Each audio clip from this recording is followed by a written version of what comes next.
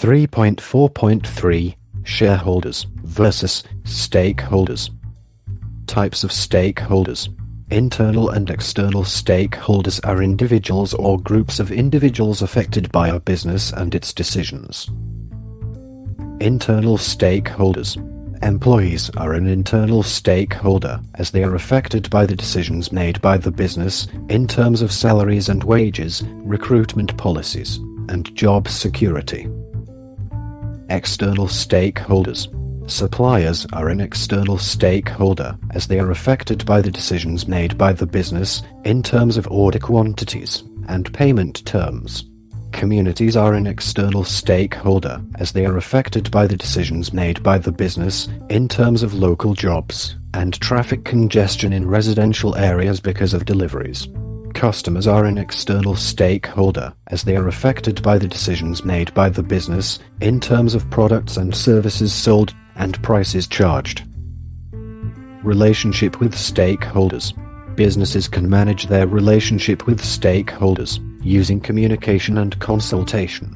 Communication can be used between a business and its stakeholders to share information through methods such as email and newsletters, so that stakeholders can remain informed of developments within the business.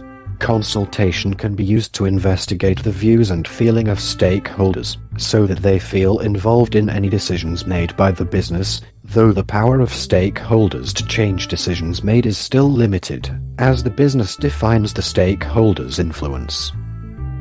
The power of stakeholders.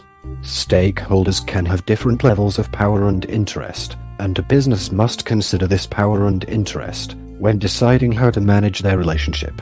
The business may wish to ensure that certain stakeholder groups remain satisfied, and this may require consultation instead of communication. Stakeholder maps. A stakeholder map can be used to display the relative power and interest of different stakeholder groups. Stakeholder maps continued. Stakeholders with high power and high interest will need to be managed closely, and consultation may be appropriate for these individuals and groups. Stakeholders with high power and low interest will need to be kept satisfied, as they have the power to influence the business if they become dissatisfied. Stakeholders with low power and low interest will need to be monitored, though they lack influence and interest in many business decisions. Stakeholders with low power and high interest need to be kept informed, and consultation may be appropriate. Relationship with stakeholders.